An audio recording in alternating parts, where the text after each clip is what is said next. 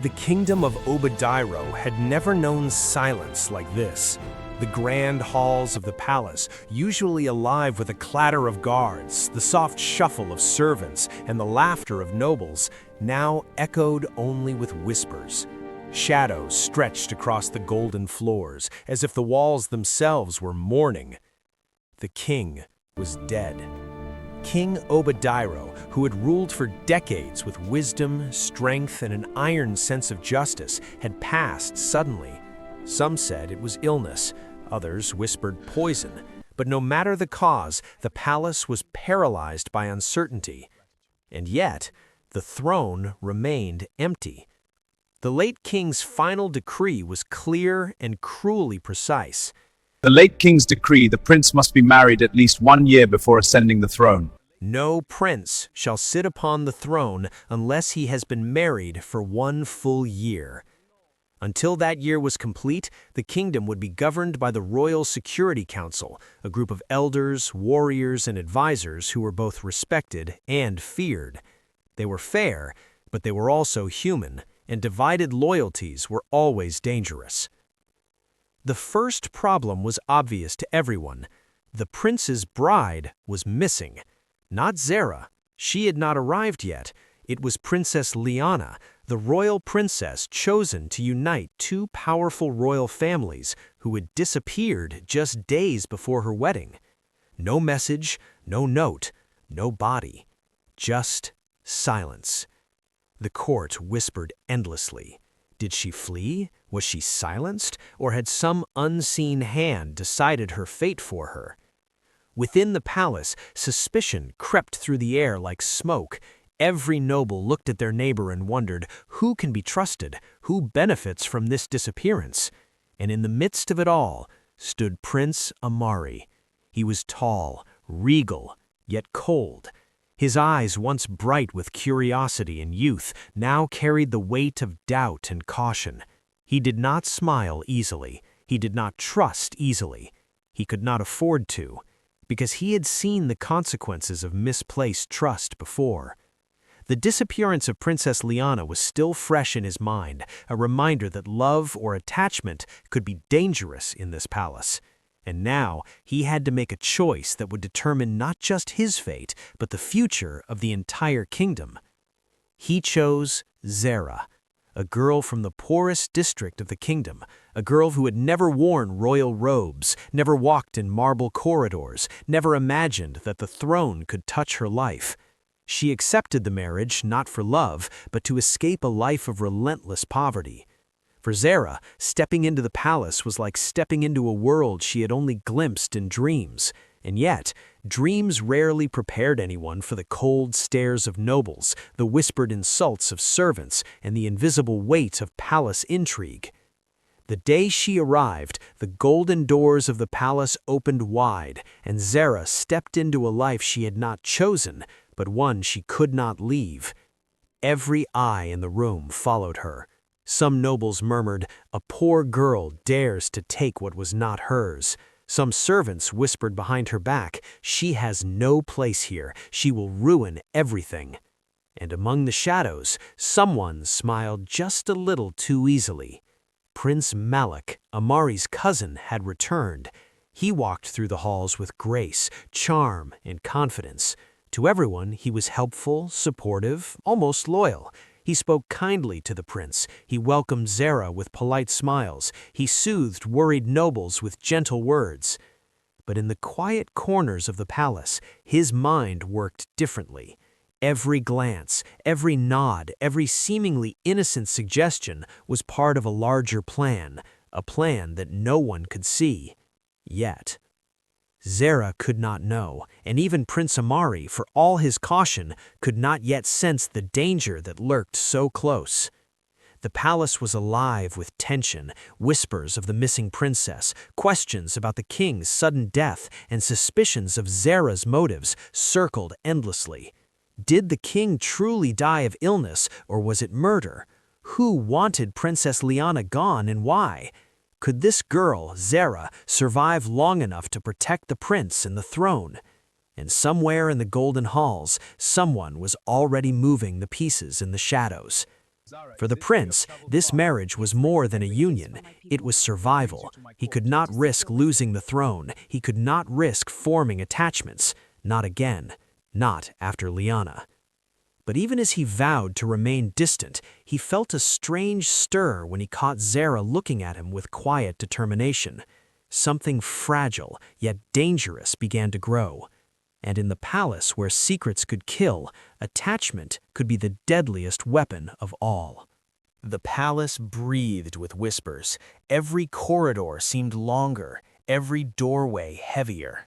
For Zara, walking these halls felt like stepping into another world, a world she had neither chosen nor understood.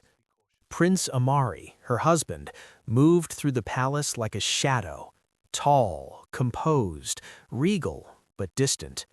His words were few, his eyes were sharp, assessing, cold. Each polite nod felt measured, as though he were calculating whether she was worthy or dangerous. Zara tried to smile, to speak, to find warmth in his presence, but each attempt was met with a quiet reserve that made her feel small. The nobles, too, were merciless. Their polished words often carried sharp edges. "She cannot rule in our courts. Does the prince not know better? A girl like this will ruin the kingdom." Servants whispered behind her back, mocking her every misstep. Even learning the proper ways to walk and bow felt like walking on knives. For the first time, Zara understood that this marriage was not just about her escape from poverty, it was the key to the kingdom itself. As she struggled to find her place, something strange happened. In one of the grand halls, a framed portrait of Princess Liana, the missing bride, tumbled from the wall as she passed. The sound of the frame shattering echoed through the corridor. Zara froze. The palace seemed to hold its breath. Was it a coincidence or a warning? She glanced up at the broken frame, seeing the princess's painted eyes staring back at her. For a fleeting moment, it felt as if the vanished princess were silently speaking. "Be careful. Danger is closer than you think." Amari's attention remained distant, but Malik approached with his usual calm smile. "Your Highness," Malik said gently, "you must forgive the coldness of the palace. Change always feels heavy at first." Zara glanced at him, unsure. I am trying, but he doesn't speak to me." Malik's eyes flickered briefly toward Amari, who was standing by the fountain, gazing at the horizon. Then he returned his attention to Zara. "Patience," Malik said. "Prince Amari has his burdens. He cannot risk being careless, not after what happened with Princess Liana. He fears loss more than most men fear death, but he is not unkind." Zara frowned. "And what am I to him?" Malik tilted his head, smiling just slightly. "Right now, a puzzle, a test. But one day, you will see that he is loyal to those he cares for. He just needs time to trust." For Zara, the words were both comforting and confusing. She wanted to believe them, but the cold shadow of her husband's indifference lingered like a storm cloud. Later, in the council chambers, the tension of the palace pressed upon them all. The elders, serious and unyielding, turned to Prince Amari. "If your marriage fails," the eldest warned, voice grave echoing across the hall, "your claim to the throne fails." The words sank into the stone walls and into the hearts of all who heard them. Zara's grip tightened on her hands. Her escape from poverty now felt like a cage. One misstep, one failed smile, one wrong word, and the kingdom could crumble around them. For Amari, the warning was a reminder of everything he could lose. For Zara, it was the first clear sign that her life had become a battlefield far larger than herself. And somewhere, in the palace shadows, the whispers of the missing princess lingered, silent, ominous, and unrelenting. The palace was never quiet. Even in the quiet hours, whispers traveled through corridors, and shadows seemed to linger where no one stood. Zara had learned to move carefully, aware that every step she took could be watched or twisted into rumor. Yet despite the growing tension, there were moments she could breathe, small windows of safety offered by Prince Amari himself. Amari had begun to show her attention in ways subtle but meaningful, a quiet word of encouragement in the morning, guidance during formal lessons in etiquette, a hand resting lightly on her back when she faltered in a crowded hall. These gestures, once shocking to her, now became her anchor in a palace that felt like a trap. Shared meals became a rare sanctuary. In the candlelit dining hall they spoke softly, sometimes about trivial things, sometimes about the weight of their responsibilities. Late-night walks through the palace corridors became their own ritual. Amari's cold exterior cracked just enough for Zara to glimpse the man beneath the prince's mask, a man burdened by a kingdom's expectations, yet learning to trust her. But trust came with fear. Every time he allowed himself a smile, a soft word, a touch, he remembered Princess Liana. Her sudden disappearance had left scars in the palace memory and in his own heart. He could not risk losing Zara the same way. Every moment of tenderness was weighed carefully, measured against the fear that history might repeat itself. Meanwhile, unseen currents pulled at the palace. Malik moved quietly among the nobles, offering advice here, soft warnings there. A misplaced scroll, a delayed delivery of a letter, a whispered rumor about loyalty. Nothing overt, but enough to keep the prince and bride on edge, testing the strength of their bond. The nobles began to notice the subtle changes in Amari. The prince who once ignored Zara now defended her openly in council, deflecting insults and whispers. But the palace tension only intensified. Every defense, every word of care became fodder for speculation. Some whispered admiration, others suspicion. In private, the moments between them deepened. Amari confessed things he had never spoken aloud, his doubts, his fear of repeating the past, the weight of the throne pressing against him. Zara, for the first time, saw the loneliness beneath the prince's stoicism. Her own resolve hardened. She would not let the palace or its hidden enemies undo what they were building together. And yet, the shadow of danger never left. During a late-night walk, Amari's eyes fell upon a small faded tapestry hanging in the hall, a depiction of Princess Liana at her engagement ceremony. A chill ran down his spine. The memory of her sudden disappearance, the palace whispers of treachery surged in his mind. Could history repeat itself? Was Zara's safety already in jeopardy? Zara felt his sudden stillness and looked up at him. His face was taut with worry, his hand gripping her slightly tighter than usual. "We won't lose each other," she whispered. "I can't take that risk," he replied, voice low, almost a confession. In that quiet moment, the palace seemed to hold its breath. The unseen hands manipulating events were still at work. Every smile, every word, every gesture was a delicate gamble. One misstep, one carefully placed rumor, one unseen betrayal, and the fragile bond they were building could shatter. The flickering torchlight caught the glint of a small folded note tucked beneath the tapestry, bearing a symbol only those who remembered Princess Liana would recognize. Amari froze. His mind raced. Someone was sending a warning from the past, and he realized the danger to Zara and the throne was far greater than he had imagined. The palace was alive with tension. Every hallway echoed with quiet murmurs, footsteps that seemed too deliberate, and doors that clicked shut behind hurried meetings. The air itself felt heavy, as if the walls held secrets too dangerous to speak aloud. Zara felt it the moment she stepped into the council chamber that morning. The room, usually orderly, was filled with sharp glances and whispered accusations. Noblemen and women spoke in circles, their polite words laced with venom. The council, once a single voice of authority, was fracturing before her eyes. Amari entered behind her, his presence commanding, but even his cold, controlled demeanor could not immediately halt the rising tension. His eyes scanned the room, noting every flicker of doubt, every twitch of unease. The council was splitting into factions. Those who remained loyal to him, cautious but steadfast, whispering encouragements only when no one else could hear. Those swayed by some hidden influence, subtle yet deliberate, who questioned his authority, suggested alternative decisions, or hinted at the throne being within reach for someone else.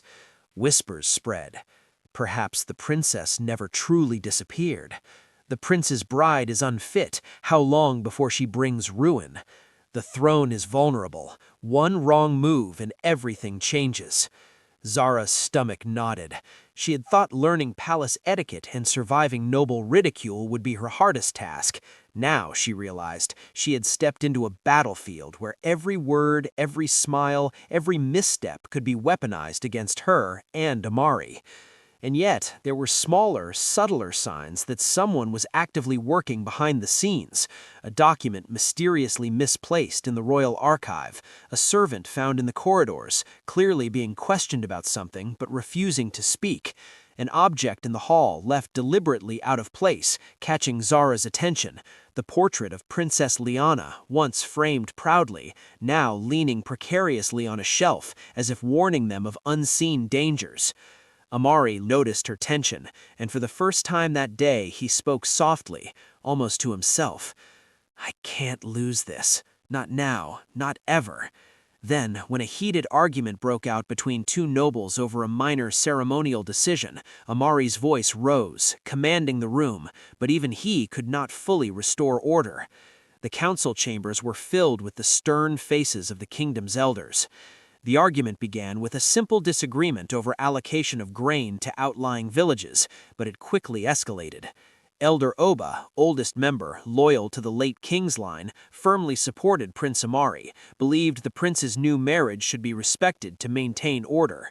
Elder Nia, cunning and ambitious, had always suspected Amari's line was fragile. She quietly opposed him, believing the cousin, whose claim had been dismissed after the late king's victories, could be the stronger ruler. Elder Sefu, principled but cautious, initially neutral, swayed to Amari's side by his public defense of Zara, admiring their growing bond. Elder Amina, skeptical and protective of palace tradition, she leaned toward the opposition, suspicious of the young bride and fearful that the marriage could destabilize the kingdom. Voices rose, chairs scraped, secret accusations flew. "The prince is too inexperienced to lead without a year of marriage," Elder Nia snapped, glaring at Zara. "And the bride is barely a member of the royal court. Can she truly uphold the king's legacy?" Elder Amina added. Amari's voice rose, firm but restrained. "The throne is not determined by fear or suspicion. The council must act in the kingdom's best interest, not on rumors." Yet even as he spoke, Zara noticed small signs of sabotage.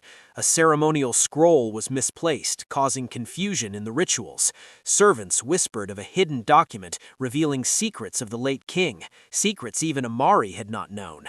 Glances exchanged between certain nobles hinted that some already sought to tip the balance, possibly toward the unseen mastermind. Elder Oba called for calm, but the council was now split. Faction loyal to Amari, Oba, Sefu, a few younger nobles who trusted the prince's judgment and saw promise in their bond with Zara. Faction opposing Amari, Nia, Amina, and other ambitious nobles who suspected weakness, sought alternative power, and quietly waited for the unseen force to act.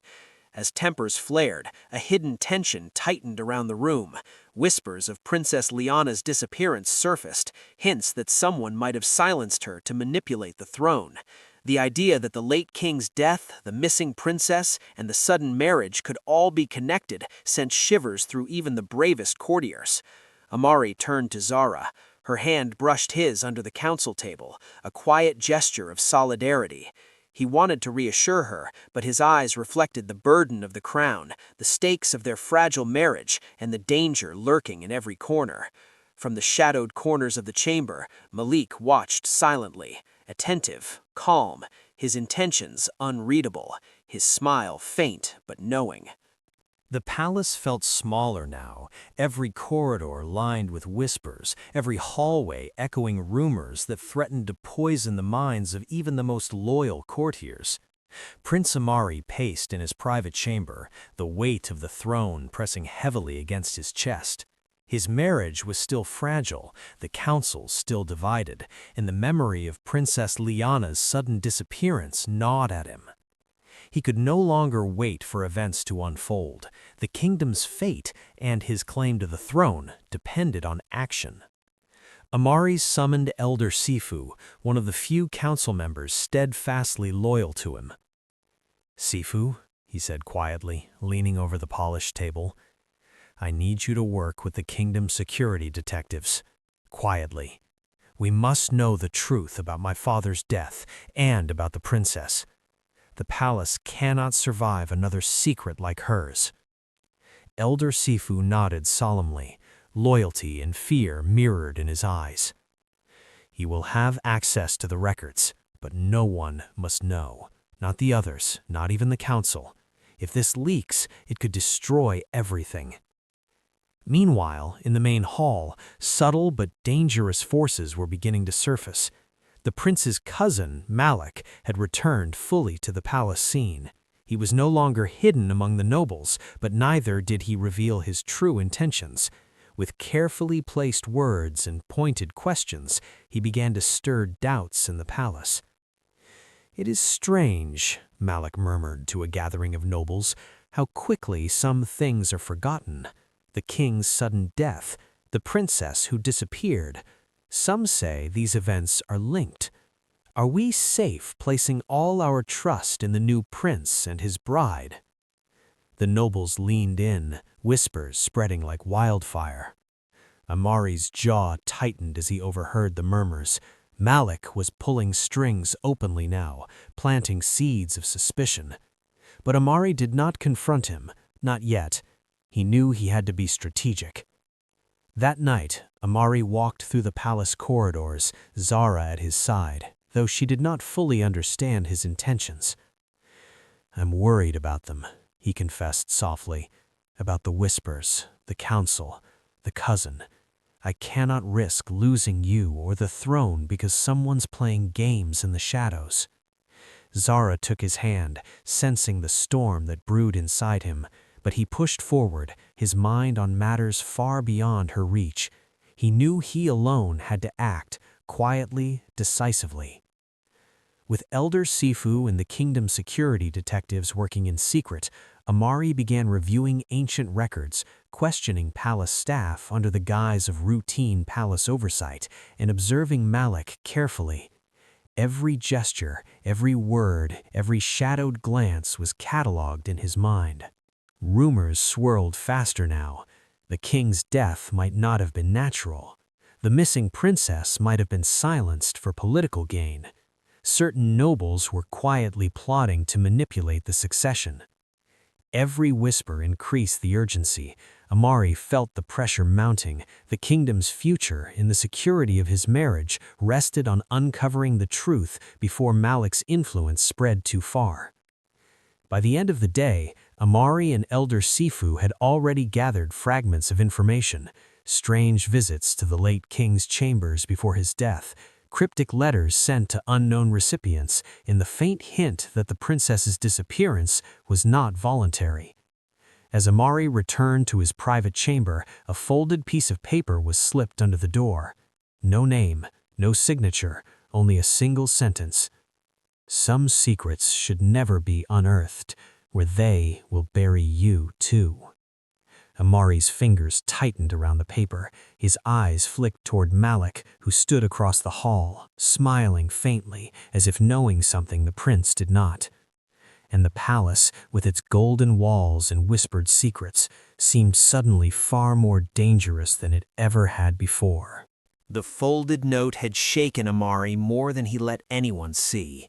He placed it carefully on his desk, eyes flicking toward Malik, who lingered in the hall like a silent predator. He knew there could be no more waiting. "Seyfu," Amari said quietly, "the council may be fractured, the nobles may whisper, but the truth will not stay buried. Find me everything, every document, every testimony, every scrap of evidence about my father's death and the princess." By mid-morning, the kingdom's security detectives had assembled their findings in a quiet chamber behind the council hall. Amari leaned over the table, eyes scanning the reports, maps, and testimony. Every thread seemed to point to a single pattern. The late king's sudden illness had not been natural. Every witness and note traced back to one person, Malik. Elder Seyfu cleared his throat. "Prince, this is worse than we imagined.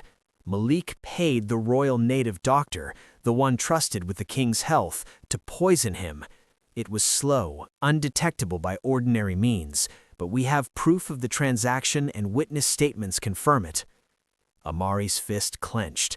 The man who had smiled, who had offered help, who had seemed supportive, was the architect of the king's death. "And the princess?" Amari asked, voice tight, his mind flashing back to the portrait that had fallen when Zara first walked the halls. Seyfu looked grim. "When she discovered the plan, Malik ensured she would not tell Soul. Our investigation shows he had her eliminated, erased. No one in the palace knew where she went. She saw too much." The weight of that truth pressed heavily on Amari. Malik had not just killed to gain revenge, he had dismantled the succession plan, leaving the kingdom vulnerable and his marriage under threat. But the revelation also sparked fury and clarity. Amari turned to Zara, who had watched the proceedings with wide eyes. "You see now why every moment mattered? Every rumor, every whispered threat, every shadow in the hall? He was controlling it all," Amari said, voice low but fierce. The detectives nodded, bringing forth the poison vial, the transaction records, and witnesses' statements. The palace was unusually still that morning, the golden halls echoing only with the measured steps of Prince Amari. He carried the investigation's findings like a weapon, every piece of evidence pointing unmistakably to Malik. The weight of the truth pressed on him, but he could not wait another moment. He summoned every elder, every noble, every council member, without exception. The announcement alone stirred whispers throughout the palace. A full assembly, no one was above scrutiny. In the grand council hall, the nobles murmured nervously. Some looked at Malik with faint suspicion. Others, loyal to him, tried to hide unease behind forced smiles. Amari stood at the center, tall, composed, his eyes scanning the room with precision. "The time for secrets is over," he said, his voice carrying through the hall. "Every whisper, every manipulation, every hidden hand that sought to destroy this kingdom, it ends here." He gestured to Elder Seyfu, who stepped forward and laid out the evidence. The royal native doctor had been paid to poison the late king. Transactions and witnesses confirm Malik orchestrated the king's death. Princess Liana's disappearance was not voluntary. Malik had erased her to hide his plot. A shocked silence filled the hall. Eyes darted between Malik and Amari. Whispers became audible, then chaotic murmurs.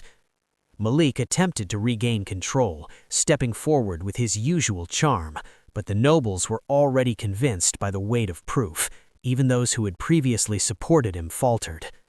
Amari's gaze locked on Malik. No more games, no more whispers. Every life endangered, every secret kept. It ends with you. The kingdom will no longer tolerate your lies. Malik's lips tightened. His usual arrogance faltered as every attempt to manipulate failed under the collective scrutiny of the elders, the council, and the gathered nobles. Amari continued, firm and unyielding. "I will not allow history to repeat itself. The princess, whose disappearance left wounds in this kingdom, and my father, whose life was taken, their fates were sealed by your ambition. And now the palace knows the truth." Some elders gasped, Others nodded grimly. A few tried to interject, but Amari raised a hand, commanding silence. "From this day forward," he said, his voice calm but deadly, "Malik has no influence in this kingdom. He will answer for his crimes under the eyes of the council and the law. And let this serve as a warning, no secret will remain hidden here again." Malik's face contorted in rage, realizing every opportunity to manipulate or mislead had vanished. The whispers that once danced around the palace had now turned against him. As Malik was escorted out under guard, Amari's eyes flickered toward the empty seat that once held Princess Liana. Though justice had been served, a deeper unease lingered. Someone, somewhere, knew more than they had revealed, and the shadows of the past had not yet fully released their grip. The palace had never felt so still, so final. Malik had been sentenced to death by hanging, his schemes ended, his shadow finally lifted from the kingdom. The court spoke in hushed tones of justice and relief, while the whispers of fear and doubt slowly faded. Prince Amari walked through the grand hall, Zara at his side. The memory of the past year, the threats, the manipulations, the secrets, and the near loss of both the kingdom and each other weighed on him. Yet today, he felt a quiet certainty. It had been 1 year since their marriage, the year the late king had demanded. 1 year of navigating palace intrigue, surviving plots, and learning to trust one another. 1 year that had forged their bonds stronger than any rumor or threat could break. As the golden doors of the palace courtyard opened, the nobles and council members assembled.